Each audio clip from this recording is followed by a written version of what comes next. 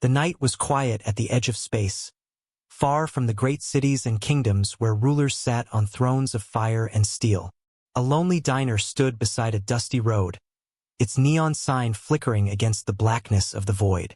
The air inside smelled of coffee, oil, and tired dreams. It was a place where space truckers stopped for a quick meal, where wanderers rested before the long journey, and where the young waitress, Anna, spent her endless nights serving strangers who never remembered her face. Anna was only 19, and her life was not an adventure.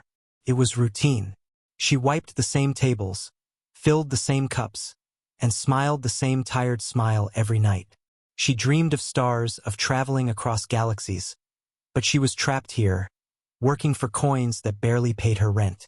Yet, there was one secret that made her nights different from anyone else's. Hidden in the corner booth, away from curious eyes, she kept a strange creature. Small, fragile, and trembling, it looked almost like a lizard at first glance. But if one looked closer, it was more than that. It had scales that shimmered faintly in the light, wings folded tight against its tiny body, and golden eyes that burned even in weakness. It was a dragon hatchling. Its left wing was twisted, bent as if broken at birth. Its breathing was slow, shallow, and often painful. Many nights Anna thought it would die in her arms, but it always held on, clinging to life. She fed it carefully, whispering soft words to comfort it, rocking it like a mother would rock a newborn. She had found it weeks ago, abandoned near the scrapyards, wrapped in dirt and crying with sounds that pierced her heart. She should have been afraid. She should have left it, but she could not. Something in her soul told her this creature was not just a beast. It was a child that needed love.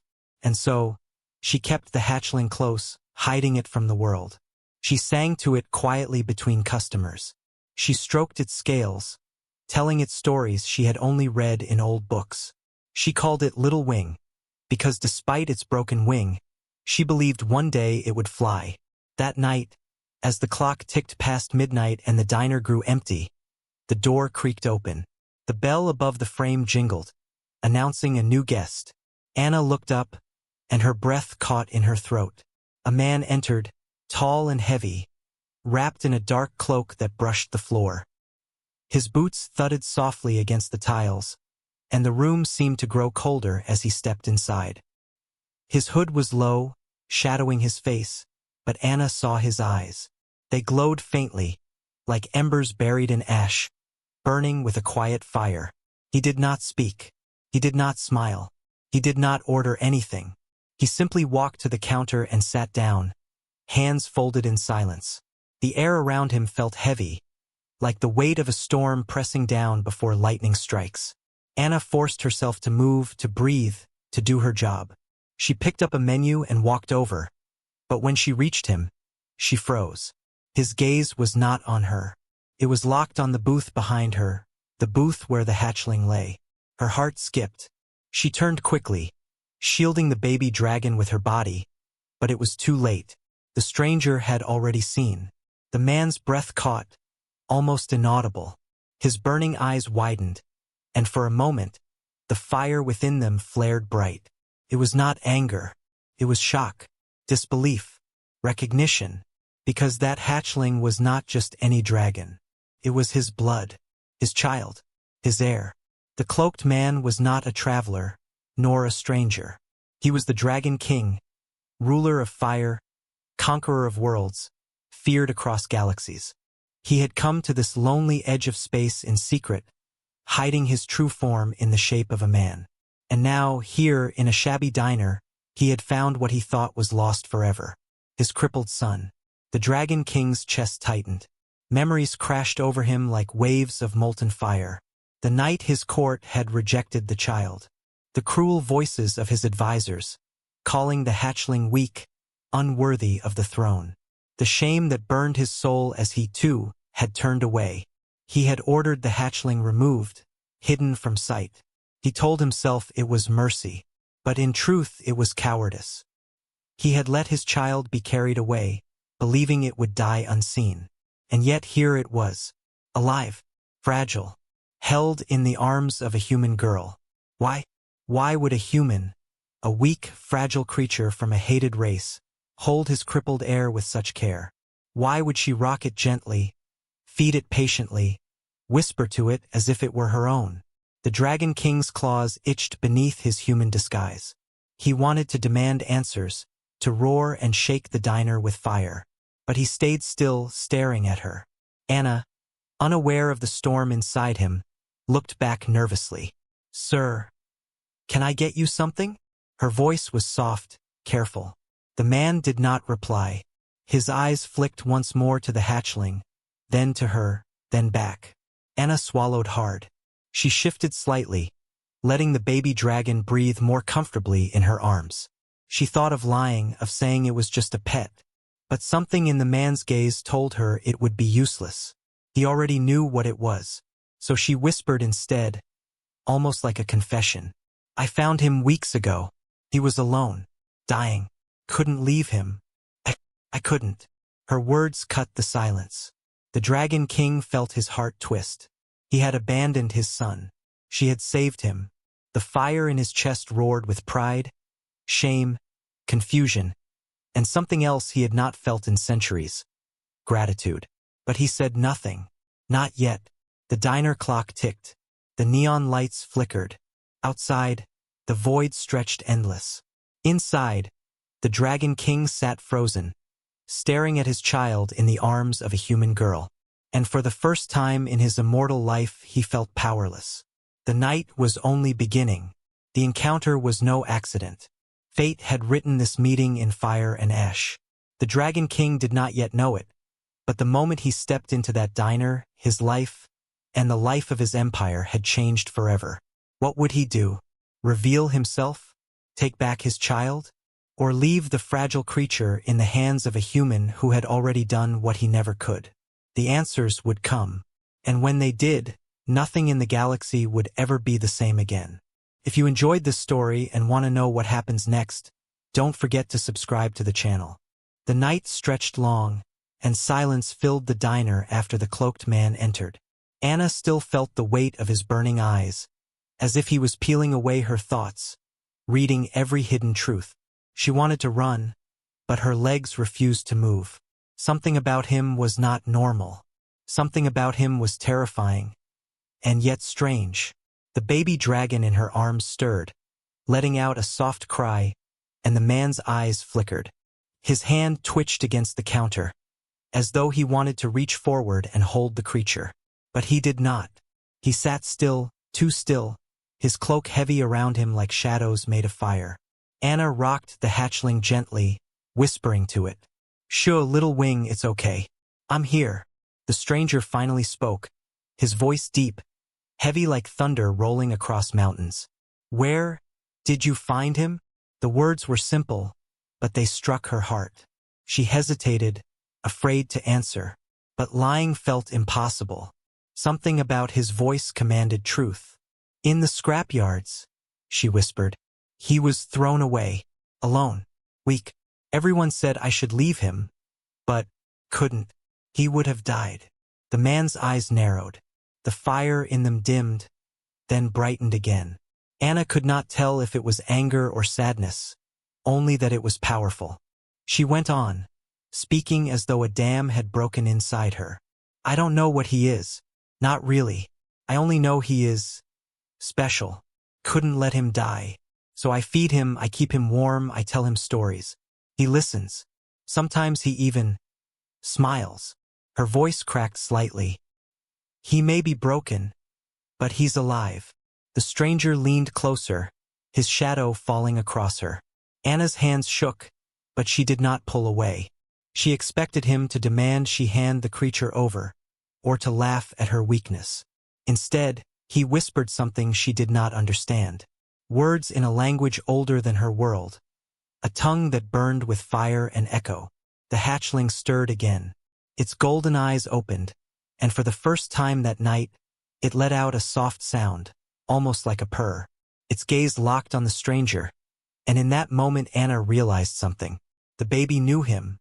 The hatchling reached out with its tiny claws, stretching toward the man, its broken wing trembling. Anna gasped. The man's mask almost cracked, His lips tightened, his shoulders stiffened. But he did not move to take the child. Anna looked between them, heart racing. She whispered, "You know him, don't you?" The stranger did not answer. His silence was heavy, dangerous, but his eyes betrayed the truth. Anna's breath shook. She wanted to demand answers, but fear held her tongue. Who was this man? Why did the hatchling react to him? And why did his presence feel royal, like standing before a king without a crown? The man finally turned his gaze back to her, and for the first time, he asked a question that felt almost human. Why? Anna frowned. Why what? Why would you keep him? His voice was rough, edged with something sharp. He is weak. He is broken. He cannot fly. Why did you not leave him? Why did you waste your strength on a creature that will never rise above the ground? The question stung. Anna held the hatchling tighter, as if shielding it from his words. Her eyes burned with quiet defiance. Because no one else would, she whispered. Because he needed me. And maybe I needed him too. The Dragon King, though she still did not know his true name, felt her words like fire in his chest. He remembered the council chamber, the voices of his own kin calling the child worthless, demanding it be cast away. And he had listened. He had let it happen. But this human girl, this fragile creature of flesh and bone, had done what the Dragon King of Fire had not. She had chosen to protect his heir. The silence between them deepened. The man lowered his gaze, hiding the storm within him. He could not reveal himself yet. The human world was not ready, and neither was he. But he could not deny the truth. This girl had formed a bond with his son, one that even he could not break easily. The hatchling yawned, curling against Anna's chest. She stroked its scales softly, humming under her breath. The man watched every movement, memorizing the sight, feeling both pain and pride. At last he stood. His cloak shifted as he rose, towering over her. Anna stepped back instinctively, clutching the hatchling close. "Keep him hidden," the man said, his voice low but commanding. "There are those who would kill him if they knew." Her breath caught. Who are you?" she asked, trembling. His eyes burned brighter, but he gave no answer. Instead, he turned, his cloak sweeping behind him. As he walked toward the door, his words lingered in the air. "Protect him, and he will protect you." The door closed. The bell jingled once more, and then he was gone. Anna stood frozen, her heart pounding. She looked down at the tiny dragon in her arms, its broken wing twitching as it dreamed. Who was that man? Why did he care? And what danger was coming for Little Wing? Outside, in the shadows of the void, the Dragon King pulled back his hood and let the night air touch his face. His heart burned with questions. He had abandoned his child, yet the child still lived because of a human's kindness. Could such a fragile being truly teach dragons something they had forgotten? Or was this all a dangerous illusion?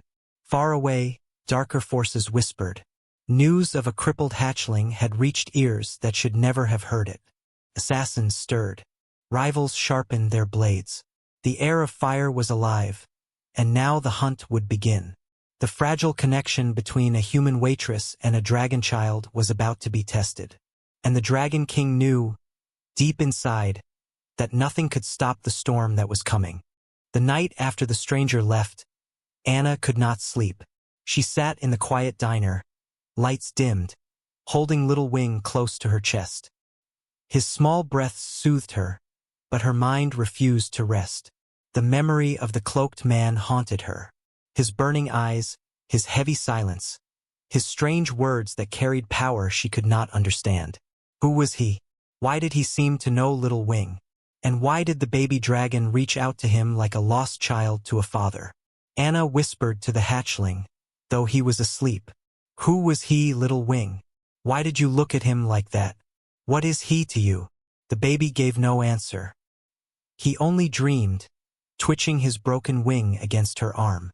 Far away, in the great palace of fire, the Dragon King walked through endless halls of molten stone and golden flame. His true form shimmered beneath his human disguise. His heart was heavy, his mind torn. He entered a chamber lit by burning braziers, walls carved with the history of his people. Dragons conquering, dragons ruling, dragons never bowing. And yet, tonight the king himself felt small. He thought of the hatchling, his son, his heir, cast away because of weakness, saved by a human girl. The memory of Anna's words echoed in his mind. Because no one else would. Those words cut deeper than any blade. The Dragon King had ruled for centuries, his fire feared across countless stars. He had crushed armies, burned worlds, and broken kings. Yet a single fragile human girl had done what he could not: protect the most precious life of all. For the first time he felt shame. He closed his eyes and remembered the day of the council. The hatchling had been born with a twisted wing. The advisors had whispered, calling it cursed. A cripple cannot sit on the throne of fire, they said. Better to end its life now than to let our enemies laugh. The Dragon King, torn between love and pride, had hesitated. And that hesitation had cost him. He had allowed the child to be taken away, hidden from the world. He had convinced himself it was mercy. But now, seeing the hatchling alive in the arms of a human, he knew the truth. It had been cowardice. Back at the diner, Anna tried to return to her routine. She cleaned tables, poured drinks, and served tired travelers. But her mind was never far from the hatchling. She worried constantly. What if someone discovered him? What if the man's warning was true? Every night she whispered stories to Little Wing, tales of heroes and broken things that rose to greatness. She wanted him to believe he was more than his broken wing. She wanted him to feel strong, even if the world thought otherwise. And slowly, she began to notice changes. The hatchling's golden eyes grew brighter each day. His breathing steadied. He lifted his head longer, looked around more, responded to her voice with small sounds. Sometimes, when she hummed softly, he tried to echo the sound. A weak rumble deep in his chest. A dragon's attempt at a purr. Anna smiled at him. You're getting stronger, Little Wing. I don't care what anyone says. One day you'll fly. But her joy was shadowed by fear, because strange men had begun appearing at the diner. Not travelers, not truckers. Men with sharp eyes and quiet voices. They sat at the counter and asked too many questions. Anything unusual pass through here? You seen any strange creatures around? Anna's stomach tightened every time. She lied, forced a smile, and said no. But she could feel their suspicion. She knew they were searching. And deep inside, she knew what they were hunting. Far above the human worlds, rival dragons whispered in the dark. Word had spread that the Dragon King's crippled heir still lived. Some laughed. Others sharpened their claws. A weak hatchling meant weakness in the throne. And enemies loved weakness. One voice in particular, cold and venomous, hissed in the shadows. If the child lives, the fire throne will fall. Find it, kill it, and let the king taste the ashes of his own shame. And so, assassins began to move. The Dragon King knew it, too. In his palace, he met with his most loyal guard, an ancient dragon with scales black as coal. They know, the king growled. They know my son lives. The guard bowed his massive head. Then the hunt has already begun. The king's claws clenched. Flames rose around him. I cannot bring him here. Not yet. The council would see him destroyed again. And yet I cannot leave him where he is. The girl. He stopped, his voice tight. The guard lifted his head. A human. The king's silence was answer enough. The guard snarled. You trust a human with royal blood? With the air of fire. The Dragon King turned, eyes burning. She has done more for him than any of us. More than I. She sees value where we saw weakness. She protected him. The guard said nothing more, but his eyes were troubled. The Dragon King stared into the flames. For now he stays with her. If she is his shield, then so be it. I will watch from the shadows. And if they come for him... His voice dropped to a growl that shook the chamber. I will burn the stars themselves. Back in the diner, Anna awoke one night to the sound of Little Wing crying. She hurried to him, stroking his scales, whispering to calm him. But then she froze. The window was open. She was certain she had closed it. The cold wind hissed through the crack, carrying a smell she did not know, sharp, metallic, like blood and smoke. Her heart pounded. She pulled the hatchling close, scanning the shadows. The diner was quiet, but the silence felt wrong. She whispered, "It's okay, little wing. I won't let anyone hurt you." The hatchling whimpered, his golden eyes glowing faintly in the dark. Anna held him tighter, fear crawling into her chest. She did not know it yet, but the storm was coming. The fragile peace was breaking, and the secrets of fire and blood were about to burn through her quiet life. Far above, the Dragon King stood on the edge of his balcony, staring into the void. He whispered to the stars, though no one could hear, "My son, my heir, forgive me. I will not fail you again." And with those words, he spread his wings, fire spilling into the night. The hunt had begun. The diner was never truly silent anymore. Even when the customers left and the neon sign flickered against the dark, Anna felt eyes watching. The quiet she once knew had changed into something heavier, something dangerous. She noticed them first as strangers who came at odd hours. They ordered little, barely touched their food, and asked too many questions. Any unusual sightings? Any travelers with pets? Their eyes scanned the corners. Their hands stayed near their coats as if weapons rested inside. Anna kept her smile, but inside, her chest burned with fear. She always held little wing tighter when they were near, whispering gently to him, "Stay quiet. Don't make a sound." The hatchling seemed to sense her worry. He clung closer, his tiny claws gripping her shirt as his golden eyes watched the men. His broken wing twitched, a reminder of his fragility. Anna stroked his back and forced herself to look calm. But every night the feeling grew stronger. Someone was hunting him. Far away, in the dark chambers of rival dragons, the hunt had already begun. They spoke of the crippled hatchling as a weakness that would stain the Dragon King's throne. Some called it shame, others called it an opportunity. Assassins were gathered, half-human mercenaries, half-dragon beasts who thrived in shadow. They were promised gold, power, and favor if they brought back the hatchling's head. One assassin, cloaked in scales the color of night, hissed in the darkness, "If the child lives, the king falls. We cut off the bloodline before it grows." And so they moved, silent and patient, like wolves circling prey. The Dragon King knew this as well.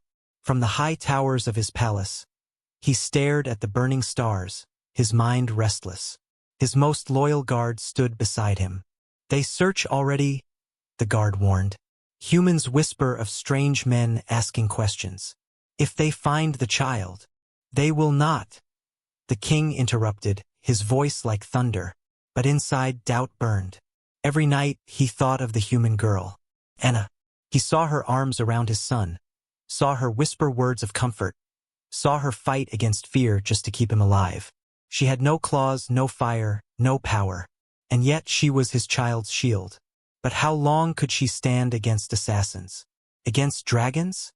His pride screamed at him to take back his son, to raise him in the palace as heir to the throne. Yet his heart knew the truth.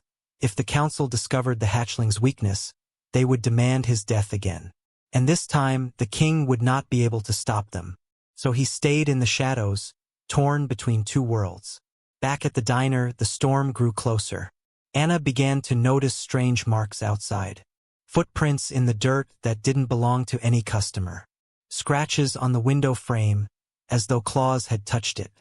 One night, when she closed the diner alone, she swore she saw glowing eyes watching her from across the street. She shut the door quickly, locked it, and pressed her back against it, heart racing. Little wings stirred in his basket, letting out a soft cry. She rushed to him, scooping him into her arms. "It's okay," she whispered, though her voice shook. "I won't let them take you. I promise." The hatchling pressed his small head against her chest, his breathing fast. Anna sat awake the whole night, rocking him, waiting for dawn. The Dragon King watched, too.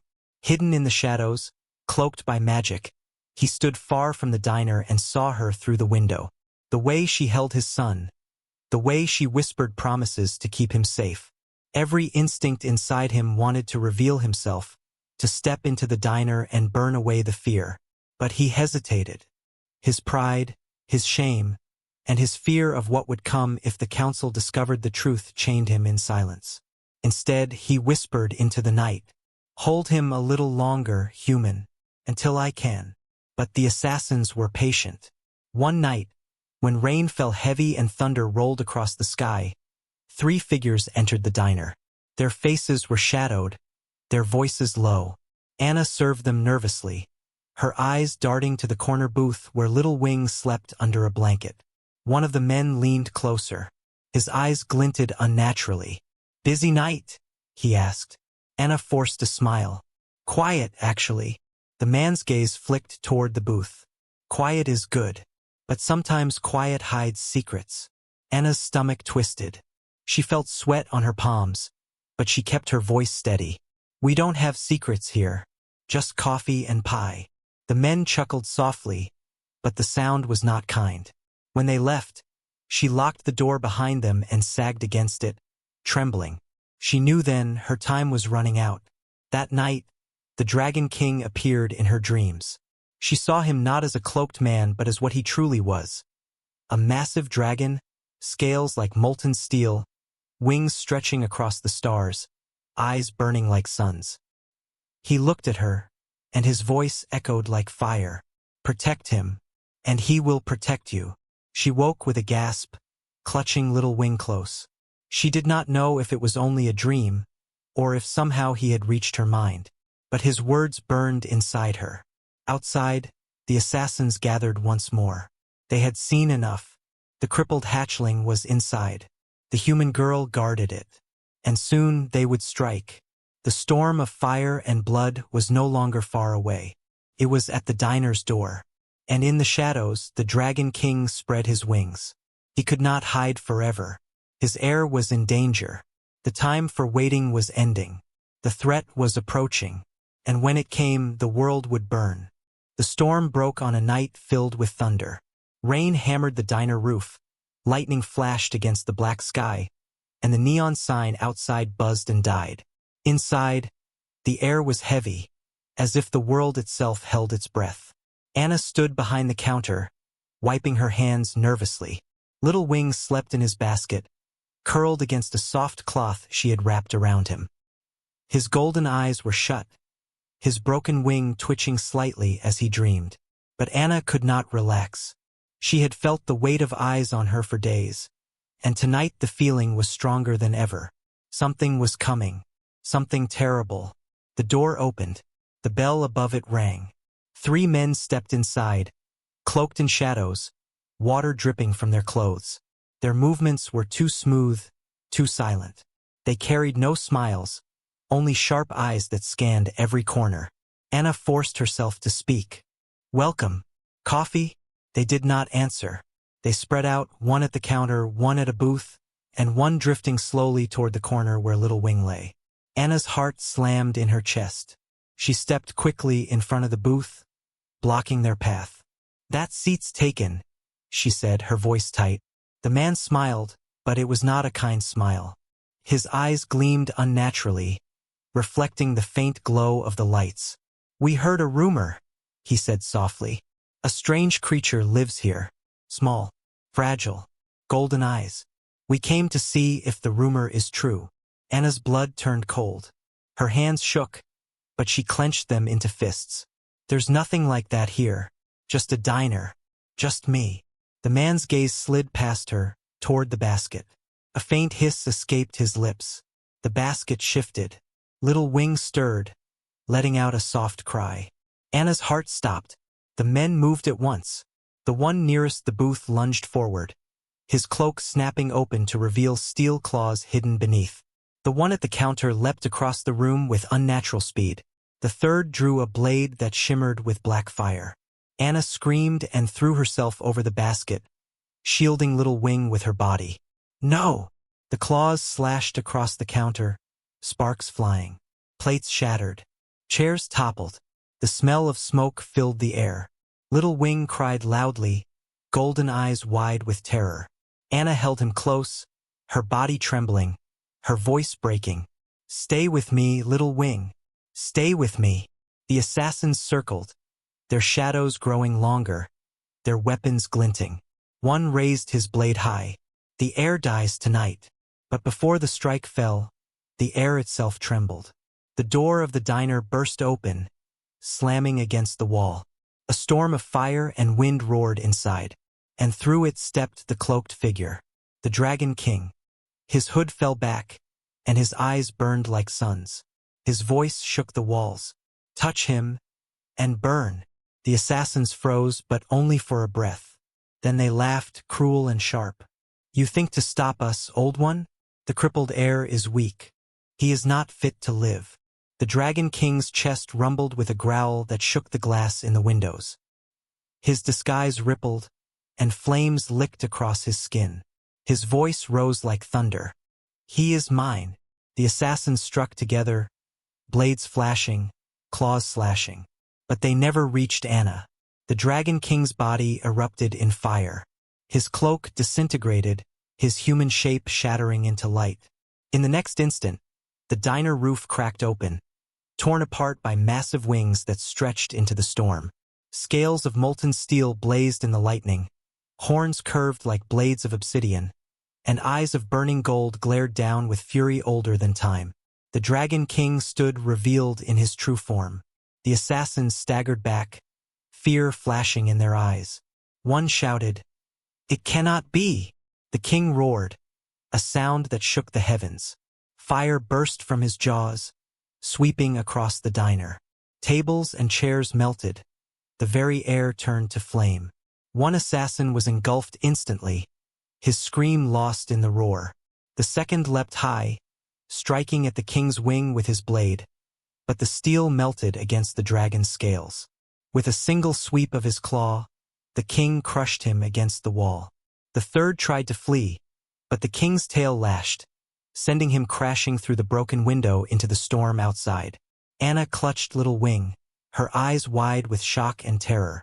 The diner she knew was gone, replaced by fire and ruin. But in the middle of it, she saw the truth. The cloaked stranger, the silent watcher, he was no man. He was the Dragon King, and the hatchling in her arms was his blood. The king lowered his massive head, his eyes locking on the child. For the first time, his roar softened, turning into something like a whisper. "My son!" Little Wing reached out with his tiny claws, letting out a weak cry. The king's heart cracked open. He had abandoned this child, cast him away in shame. Yet here he was, alive only because of the fragile human holding him. The king turned his gaze to Anna. Flames still burned around them, smoke rising into the storm.